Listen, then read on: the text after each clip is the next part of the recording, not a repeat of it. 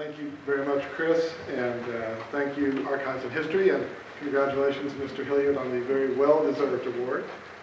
Delighted to hear that news. I, as always, will try to keep this short because we want to hear what Kim has to say about the book. Kim Rushing has been a professor of art and photography at Delta State University for 25 years. He has had galleries, he has had exhibitions throughout the nation. His work has appeared in multiple magazines and journals, from the New York Times to Garden and Gun. He is someone who knows his way around a camera. And he's also one of the very few individuals who was neither an inmate nor an employee to have access to Parchman. And the result of that is in this book, and part of what we're going to see here today and hear about today.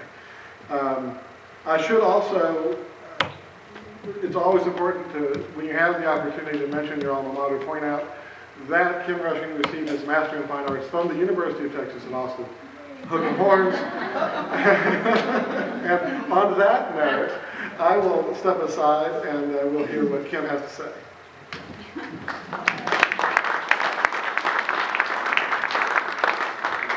What a great crowd. Thank y'all for letting me be here. Thanks for you all being here. Looks like there's some regular people here. I'll speak up. I consider myself a documentary photographer, although I have a master's in fine art and teach art at a university. I've been assigning projects for myself for a long time. I have my first successful project, I think, was associated with the Mississippi Archives and History in the late 90s. When I was in graduate school, I came down and talked to Patty Black, who was the director at that point, and said, what's missing in your archives, and what kind of information would you like to see added to your collection? And her answer was, we don't have any money to give you. Okay, well, if I do it for free, what would you like? So she assigned me a project of dairy farmers and truck farmers in South Mississippi, in Walthall County, where I spent a lot of time. So Molly and I, my wife, who's sitting in the room there, who's been supporting me through these projects for a long time now. She and I gathered our tent and all the coolest clothes we could find, and we spent the summer in South Mississippi, in Walthall County, going from one dairy farmer to another and milking with them while I was photographing Molly was milking. The truck farmer was picking cucumbers in the field. Molly was out picking cucumbers, and I was making photographs. It's been a wonderful, wonderful life doing this. My projects have been initially the oldest neighborhood in Austin, Texas, when I lived there. Then we spent a lot of time in Mexican border towns. Going down, I think initially we thought it'd just be fun to go down there. We got so interested that we started going down 2 or 3 times a month and just spending the weekend down there and photographing the interaction between the tourists and the locals. It's a big tourist town. We moved to North Carolina, and I looked around to see what was interesting. Something I found interesting that I didn't know anything about, and it was tobacco farmers. So for another year, I photographed, and Molly picked tobacco, and she hung tobacco. Y'all get that picture. Yeah. All the time, huh? We got to know some really great people, some really interesting people. One of the great things, one of the great comments is, it's good to be in God's country. And I thought, how's this valley different from the one next to it? And it didn't really matter. It was God's country because it was where the Ballards were from. When we moved back to Mississippi, we kept trying to get back to Mississippi. And in our effort to do that, I would call every university in the state about every 3 to 6 months and say, do you have are you ready to start a photography program? And the answer was always no. But eventually, somebody at Delta State said, yeah, we have a position coming open, come on down and apply for it. So we came back to Mississippi, started the program there, got it accredited, and I looked around and thought, what's really interesting about the Delta? And there were so many interesting things there. But But the one I felt a connection with was Parchman Penitentiary, because my father was a special deputy, worked for the sheriff's office. He was head of the civil defense. He was fire chief. He drove an ambulance from time to time. And part of the things that he would do would be to transport inmates from the county jail up to Parchman and start serving their time. And I never could get any real information out of him about what that place is like, why it's so mysterious. So I set that as my goal, to see if I could get in there and find out, because that's always been my motivation for photographing. What am I curious about? What's interesting? What would keep me interested enough when I wake up in the morning? That's the first thing that pops in my head. If I'm not that interested, the project will just peter out. I didn't really realize how difficult it was to get into Parchman, and it turned out to be not such a difficult thing for me. And I never really found out exactly why they let me in there. I have a theory, though, and I wrote about it in the preface of the book, or maybe Mark wrote about it in the foreword. We had been in Rodeo, Mississippi, about 12 miles down the road from Parchman for a few months. We saw some weird things happening around our house. Big giant footprint in the flower bed outside the bedroom windows, and furniture propped up against the fence where they were going into the backyard. And one night I just decided I'm going to go out and see what's happening out there tonight. My dad, being the good policeman he was, gave me a 32 caliber revolver when I graduated from high school and said, "You may need this one day, son." So I grabbed it, and I went outside and I sat behind some bushes. And I never really believed somebody would show up. But this big guy ran across the yard, and I was scared to death, and I waited till he sat down in front of the bedroom window, and I walked right up to him and said, "If you move, I'll shoot." And he took off running. And I fired the pistol into the ground because I had no desire to shoot anybody. He didn't know that, but when the gun went off, he fell down and literally shit his pants. Scared him to death. Which was fine with me because I was scared to death too. So Molly came out. It was a long story. I mean, she thought I was shooting at armadillos, and the guy was arrested, and he was already wanted on some drug charges, and went back to Parchman. So when I went out there and introduced myself to, his name slipped my mind, it was Associate Superintendent. I wanted him to be called the warden, but he wasn't. He was a superintendent. He said, "You're Tim Rushing. You're that guy that tackled Big Nasty and held him down to the police captain." Yeah, that was me. I didn't mention that I had a gun, and I didn't want to ruin my reputation. I don't know if that's the real reason they let me in there, what their criteria was, but that seems like a good story, and I don't have a better one. I don't have a real reason. Like any other project, I started off slowly. I started off with this vague idea. I want to photograph the Parchman. I want to find out about it. I think maybe the prisoners would be a part of it, but I'm not sure what their part of the story would be. So I knew right away that if I asked, "May I come in and photograph inmates?" that the answer would be a very fast no, absolutely not. So I said, "May I come out and photograph the landscape, the architecture? And they let me roam around here and just see what I can see." And they agreed to that. And for 6 months, Chubby Winters, who was the fire chief there, who didn't have duties all day long unless the fire alarm went off, would drive me around wherever I wanted to go and let me photograph. Just to get the slides going, this is a quote that one of the inmates wrote, Tyrion Wilkins. He wrote this 14-page flowing journal-like entry day after day for over a year, I guess. This was the way he ended it. Parchman is the heart of hell. Parchman is the heart of death. Parchman is the heart of drugs. Parchman is the heart of nation against nation, gang violence. Goodbye, Parchman. I leave in December flat time, so he didn't get parole. He served his time until December. So this is the kind of thing I was seeing out there. I couldn't actually photograph inmates where they could be recognized. But riding along in the truck with Chief Winters, I looked out and I saw what I thought was a scene from Cool Hand Luke. And I couldn't resist. I had to get out and make a photograph. And it was an interesting experience. the relationship, the conversations that took place among these guys with the guy with the gun and the guy that's just standing there. They seemed to have more respect for the guy with the gun, or I don't know what the long-term history was, but it was just interesting to see the interaction, and I knew right away that there's my story. This is what I want to investigate, how these kind of things happen. So I would photograph, I would go home and make prints, and I would take prints back out to the administration and let them add those prints to their collection of photographs that they'd made over the years. You know, way back in the 30s when Alan Lomax, or 40s when Alan Lomax was there recording music.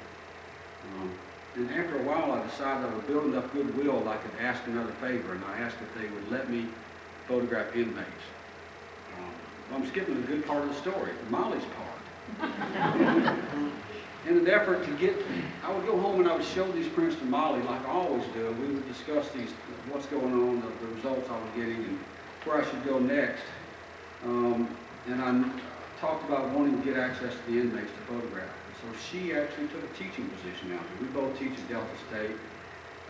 She teaches Art 101 very well. She ran the art education program for years, but she prefers that class with incoming freshmen. And so she took a job out there teaching in their certificate program. It's one of the community colleges up there. MDCC had a program out there at that point. Teaching Art 101 to inmates. And she did that for quite a while. Had some interesting experiences herself. And I would go out there and talk about my work and show the inmates what I was doing and see if anybody was interested in participating. And several guys agreed to do it. And when I went to the administration, I actually had a list of names of inmates that were willing to participate in the project. They came up with a list of their own. About half the guys that are a final part of this project came out of the class that Molly was teaching. The other half were picked by the administration using criteria that I wasn't privy to. But it turned out to be a pretty broad spectrum, everything from a trustee, what was considered a trustee in the mid-90s, which is, I think, different from trustees back in the 50s, 60s, and 70s, all the way to death row, for incarceration levels. These guys agreed to let me visit with them regularly. I'd go out there a couple of times a week, sometimes 3 times a week, and I would visit with one person that whatever he was doing, wherever he was located, a lot of written permissions involved, a lot of pre-planning, and they cooperated with me the whole way. And I just got to know these guys. I spent the next 6 months working with the inmates, being very certain that I didn't want to know what these guys did, what crime they committed to get in there. I had a lot of fear that I would prejudge them and already know who they were before I ever had a conversation with them. I did that. 6 months I went out there and photographed, talking, and the project was evolving. I had no idea which direction to go. I was just out there investigating every day. My first day with an inmate, Larry Washington, was a young guy. You won't see his photograph for a few minutes yet. This is a little farther down the line, but this was his cell, Larry Washington. And I wanted to see what it was like inside there. I've been in cells before in the county jails when I was radio dispatcher at the sheriff's office in high school, a job my dad got me.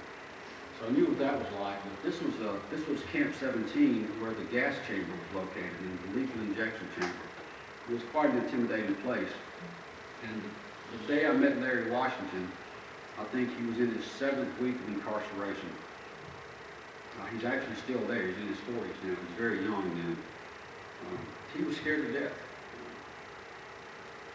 And you could see it on his face. You could see it in his posture.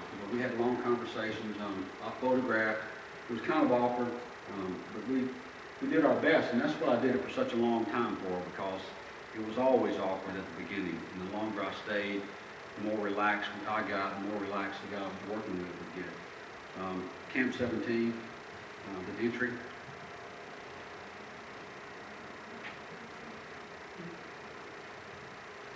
I love this. I got to meet the bloodhounds. And I had an older inmate there that made it clear to me that these bloodhounds, he'd been there a long time. made it clear that these bloodhounds were not half the bloodhounds they were back in the 70s. This was in the early 90s, and they were still using bloodhounds to track people that escaped. And as far as I know, they're still doing that. I'm not sure. Some of you in here may have some connection with Parchman and know more about what's happening out there now than I do. I haven't been out there in a while. I would like to get back in there and reconnect with some of the guys that are in this book. But frankly, I thought I'd like this book to get out there on the shelf before I start making too much noise about getting back in there. This is a shame board. Shiv is the other term for it, but they call it the shame board. These are all confiscated weapons. Scary thing to look at.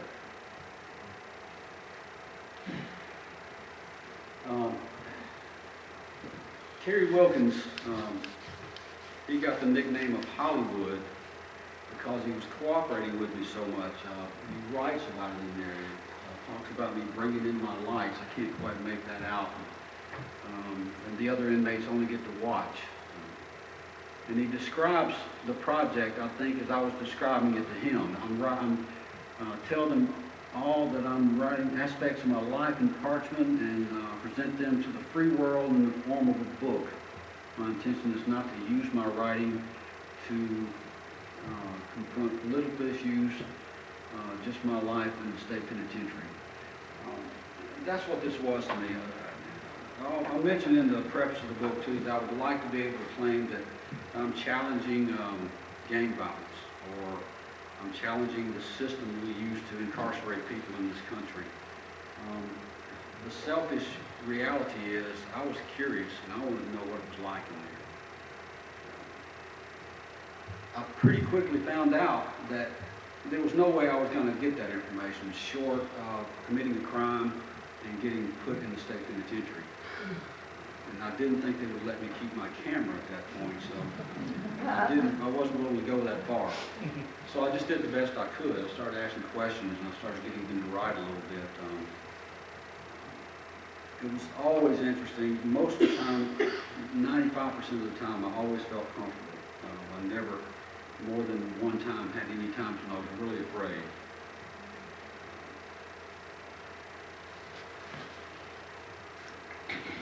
Some of the more interesting aspects of this book to me is I kept photographing, I kept going out there,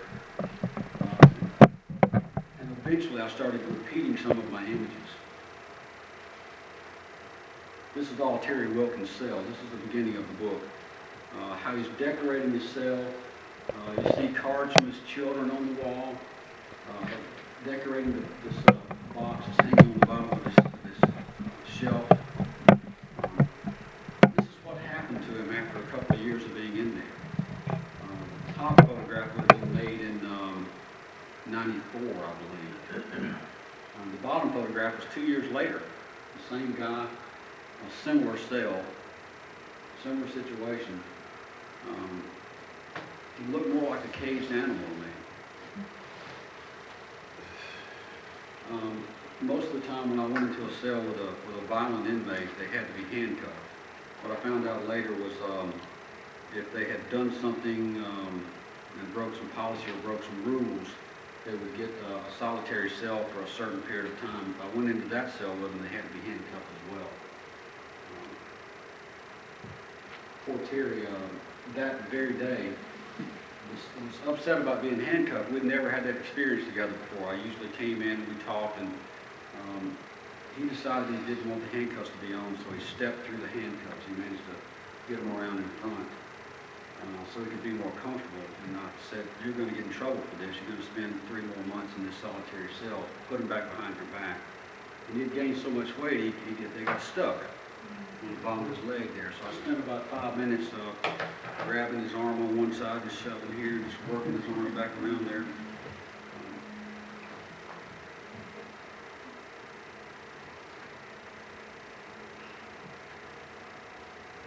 Let's see, let me get some notes. These were intimidating. Some of the newer facilities had storage buildings like this. consider this to be riot gear. That was a term that was used when I was walking around with the guards at that point. This shotgun actually shot these big wooden pellets about the size of marshmallows. I was told that they would bounce them off the ground and ricochet them into anybody that was giving them trouble. I don't know how often those were used. It was a strange mixture of new technology at the time and some old technology. This would have been the guard tower. I believe it was on Unit 29 or maybe 30. These people would be in the guards would be in the towers for 8-hour periods. So they had their own facilities up there. And my favorite thing was when we drove up, they would drop a can on the end of a rope, and we'd drop our keys in it, and they'd pull them back up again. So the low-tech part of the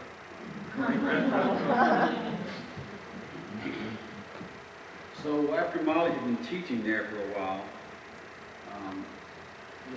I'm not sure what happened. I have these theories. I mean, you're going to find that the information I have about Parchman is largely anecdotal, just from my personal investigations there. I'm not working with a lot of facts here. The rumor I heard, the talk that I heard, was at some point a lot of Mississippians started saying that there are people in the state penitentiary that are getting better education than I can afford myself. I'm sure it had more to do with budgets and things of those nature, but at some point their education was taken away.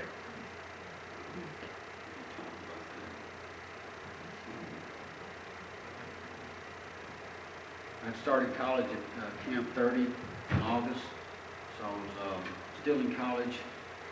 At Camp 29, I had to catch a Parchman bus at 29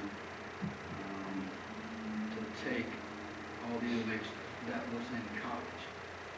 I was taking art class under Miss Rushing, also took Spanish. The American government, going to college twice a week, helped me from thinking of the time I had to serve. The state stopped the grants for college after December '94. So there was no college in '95, so staying at the camp, not being able to go to school was a big change. At some point he talks about the time doing hymns instead of him doing the time. The other difficult thing to hear occasionally, I heard these stories a lot, but not many people put it in writing, I was only there a few hours, and a white convict asked me for a smoke. I gave it, and he was gone for 1 minute. He came back and asked for a shot of coffee. I gave it, he was gone again. And the next thing I saw, he had cut his neck with a razor. Blood was everywhere. The officers took him out, and I never saw that white convict again. Terry does a lot of counting as well. How many bars are there? How many white convicts? How many tiles on the floor? How many toilets? How many sinks? How many mirrors? How many men? I guess you had to find something to do with it. This would be the weapon in one of the guard towers. It looks pretty ancient, doesn't it? What is it? An M1? Cut down M1. Let me catch up with myself here.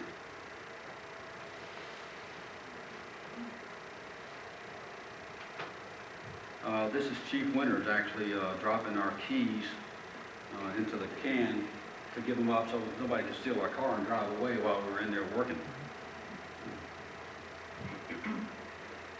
They had a great event at Parchman. A lot of people enjoyed it. I think it was one of the last years that they actually had the Parchman Rodeo while I was there. I'm sure you've all heard of the Angola Rodeo that still goes on every year. Parchman had a rodeo too, and I got the opportunity to go out there and attend that once. This is a rare thing. You never saw this at Parchman, somebody actually walking around with a gun. The guards in the cell blocks never had guns. Of course, the fear is somebody that wanted to escape would take the gun away from you and do damage with it. So I couldn't resist snapping this photograph. There were two events that I found fascinating at the penitentiary, at the rodeo.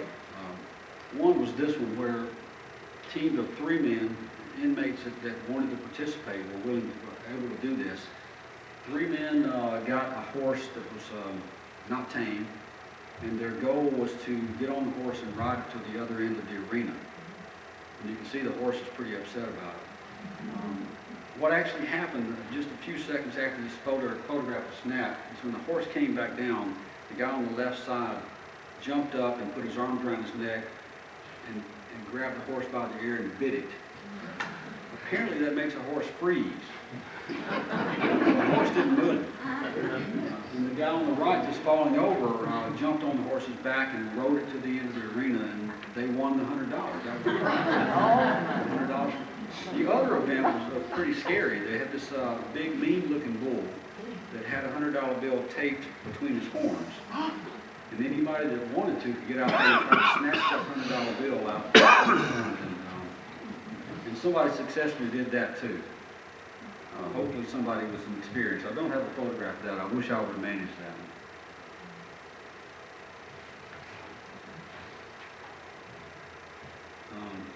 You may notice the dates at the top of each page. Terry was, I'm on the wrong page. Terry was really good about keeping this up, and it's dated by month and year at the top of each page. This is where he talked about prison overcrowding, if I can find it. Oh gosh, I'll never find it up there. Any of you see it? On the page before, there was something at the bottom right about Parchman being full. Right there? No, there were 2 pages, Parchman full. Right. Okay. Wherever the blood was. It was when he talked about the college being canceled. Okay. Right below that statement, it said some other program with it. The RID program, all right. Right. They had to take up some space for the RID program. And it's That was an interesting program. I got to see a kid who had a multiple year sentence, had the option of the regimented military program. And he actually went for the extended sentence because he wanted to be a part of the game. He would have had 6 months in the regimented military program, and he chose to serve his time instead. I was just floored by that. Let's see if we can find that.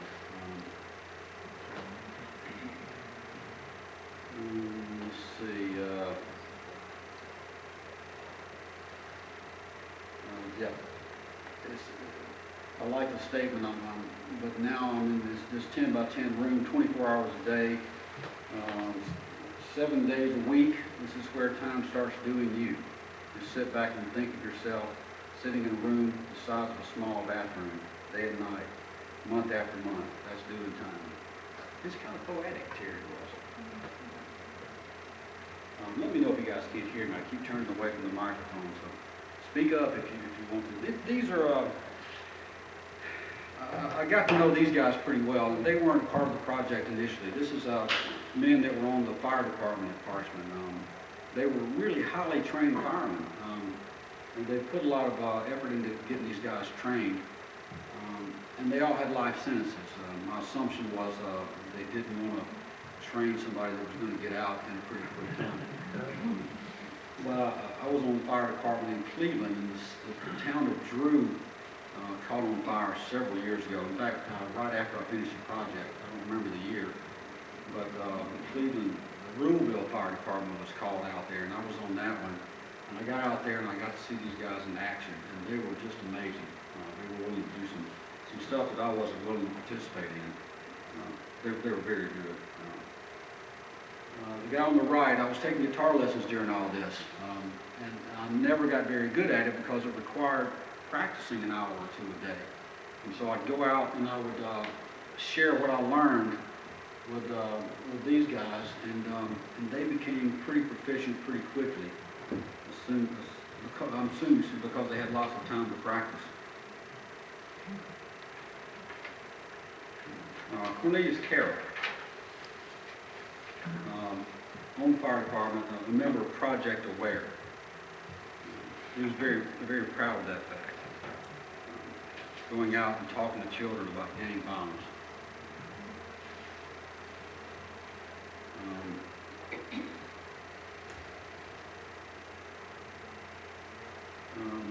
Billy Wallace. I was going to tell a story, but I'm not so sure about that one. When he was, I think I remember him from when I was a kid in Walthall County, and the crime he committed. Pretty scary. Crime of passion. What I do love about this is they had this bird in the fire department, and they were trying to train him to sit on your shoulder, and their punishment for pooping on your shoulder was to put him in lockdown. Put him in this cage, and they throw a blanket over him and keep him there for a certain amount of time, and then they try again. Very sad story here. Dale Drennan, this is the one who really got pretty good at playing guitar. A relative of his was a child was molested, and he went out and found the guy and killed him. And verbally would say he doesn't regret it. I don't know how he really felt on the inside, but verbally he was okay with doing that. This Kevin Pack was a trustee. I just like this photograph because it shows the degradation of the facilities. I mean, these buildings went from extremely old to some pretty new facilities. This is one of the older facilities where some of the trustees work. He was allowed to go to Ruleville, 12 miles away, and work in the hospital daily. And his cell block had a few more privileges. TVs came and went a lot, depending on what was happening. If there was trouble or people caused problems, if the inmates got upset, they would lose their TV privileges. One of the things I saw happen was, and I love this, that's just the life of the trustee there. It looks good on the first glance, but not a pleasant place. One of the things I saw happen with the TV sets was, or any electrical device, was somebody, I think it was on death row, where they had a TV or a lamp in there, and they cut the wire off the lamp, and they attached the ends. They plugged it into the wall, attached the ends to the bars, and we would call the guard then. We'd grab the bars and it locked on. Privileges changed pretty quickly after that. This is Gregory Apple. I told you I got to know people pretty well. For 6 months, I tried to make an effort to not find out exactly what they did to start spending their time in Parchman. Gregory was handsome, articulate, intelligent, well-read, and a pleasure to be around. I was just floored when I found out that he was in for murder. Not so much so as when he got out into the general population after a few years, he beat another inmate to death. And I just always heard you can't judge a book by its cover. But that you really sent that message home to me then. There's no way I can have a conversation with somebody, no matter how long, and really know them. Know what kind of person they can be. Of course, that would have been a crime of passion, but still, that's pretty scary.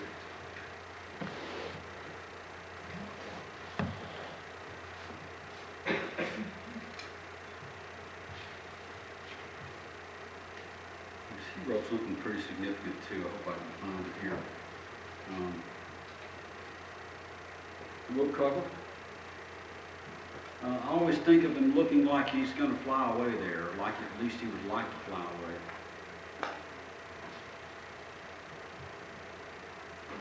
Oh, I can't find it. Some of the stuff that they wrote is pretty telling. I think Gregory was taught by his mother that it's safer not to have friends.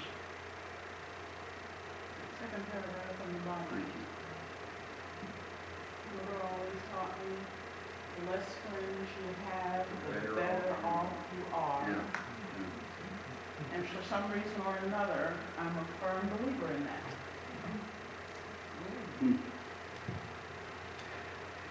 It made sense to me. The reason you're seeing the handwriting in here is that I made a promise to these guys that I would never take what they said or wrote out of context.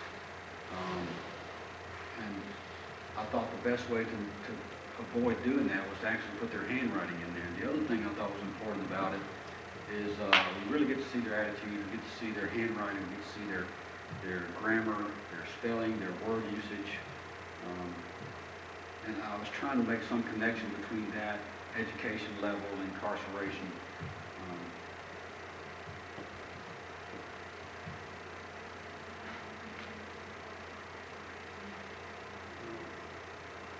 Jimmy didn't stick with me too long. He was a pretty funny guy. He was there on that first day with Larry Washington, the guy that was so afraid. And he was really boisterous. He was really obnoxious, loud, until I pointed the camera at him, and then he would calm down and he would take this sort of humble posture. And I asked him why he kept doing that. He said, well, he knew he was going to get copies of photographs, because I was giving copies of every photograph I made. Every negative I made a contact sheet, and I gave it to the guy that was participating in the project. This is the way I was taught to do these kind of projects, and I've always done it that way. He wanted to use his photographs he was going to get to send to the district attorney that he thought was responsible for putting them there in an effort to get to early parole. After he got those photographs, he kind of lost interest in the project.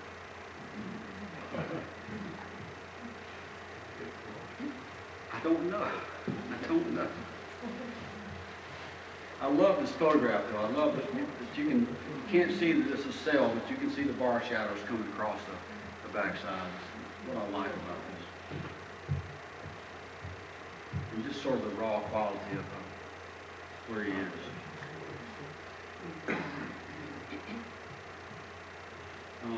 Sergeant Rogers was head of the K-9 division at Parchman at that time, and he told me this was his pet wolf, and I believed him. I mean, what I loved about it is that the wolf looks a little intimidating,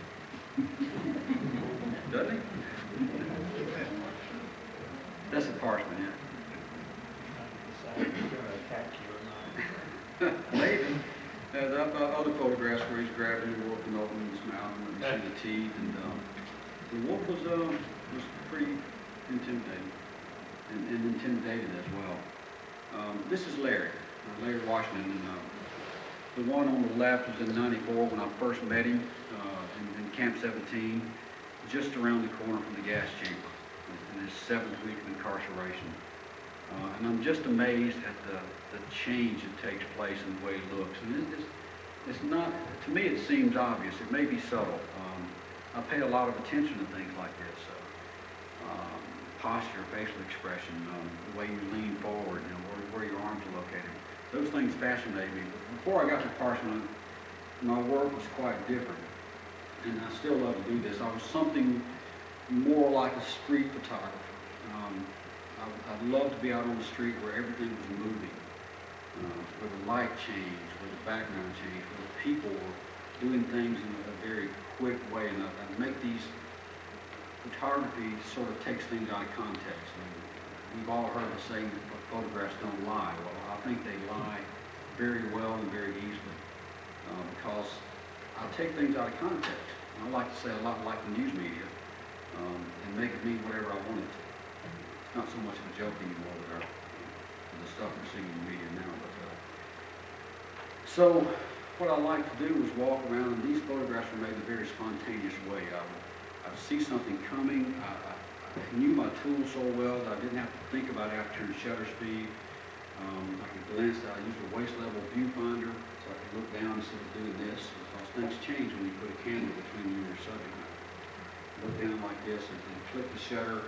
And the decisions were made in a fraction of a second. I'm making all kinds of judgments about what's going on in front of the camera. Some of the decisions I make before I snap the shutter were very conscious. I want it framed this way, I want this included, I want to leave that out. I want the light like this, I want the background like that. Some are totally subconscious. Like the moment in time when the peak of action happens, when that shutter's going to go off. And and what it means when, it may not mean anything like the reality of what was there, but it means something significant, usually due to juxtapositions or body language or facial expressions or the things I chose to include or not include in a frame. The judgments didn't even have to be real, they just had to be exciting and interesting to me. When I got to Parchman, I realized it was completely different there. These fast, spontaneous judgments wouldn't serve me very well there, and they were kind of dangerous for me and for the people that were going to be a part of the project. It wasn't fun. It wasn't a joke anymore. And it was a totally different way of image making for me. I was used to working in this very spontaneous way, you know, with 250 to 500 of a second exposure, where I never stopped moving. When I got here, the light was low and it was constant. My exposures were sometimes as long as half a second, and my camera sitting on a monopod. Sometimes I had to bounce a little light around. And it became more confrontational, as you can see here. You know, I'm looking at my subject, he's looking back at me, we're kind of sizing each other up, staring right into the camera. It was just a different way of image making. I wasn't sure if I was doing a good job of it, but I just kept trying anyway. Near the end of the project, Larry kind of lost interest as well. He never really wrote anything. Some guys were willing to write a little bit, others just, for whatever reason, weren't willing to participate to that extent. This guy was in your class, wasn't he, Ronnie? Yeah. Michael Brown. What I don't think you can read this. This was unusual to see. It's a pretty threatening note suggesting that people keep their hands off of his TV set. And for him to get away with putting a note like that up was a big deal. I was pretty impressed by it. Nice guy, though. Apparently, when they would come in with these raids from time to time, when they're searching for contraband, drugs, weapons, which are all there. I mean, you saw the shanks, people. If I were in Parchman, I would probably find some way to make a weapon to defend myself. I'm a little guy. I'd be scared to death. So they're always looking for these things. Drugs are in there. Have no way of knowing how they get in, but they're there. So they come through, the guards come through searching everything. And they cooperate. But on occasion, I think Michael was having a bad day that day. He was rude to one of the guards. So he spent the next 60 days in a solitary cell like this. His life changed drastically because he was rude. And while that's sad, I guess if I were a guard in there, on the other hand, I would want that level of discipline because I'd be pretty scared as a guard too.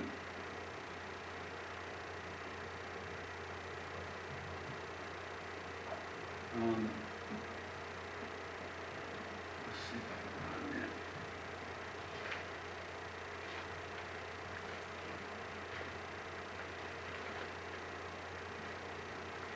This concept of a friend in prison is more closer to me than one in society.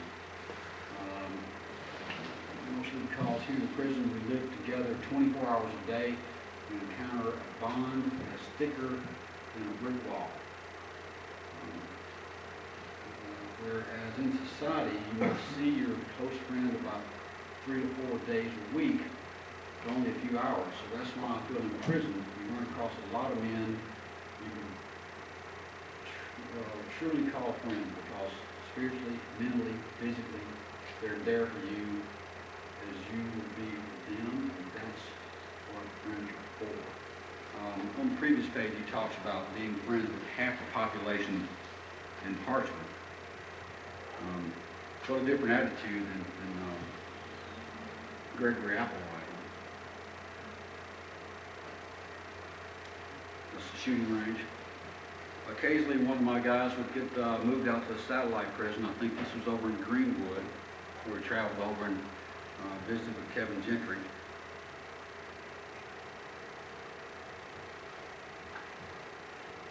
You know, we're getting pretty close to the end here, and I'm going to flip through these photographs, but I really want to see if you have any questions or comments. Yes.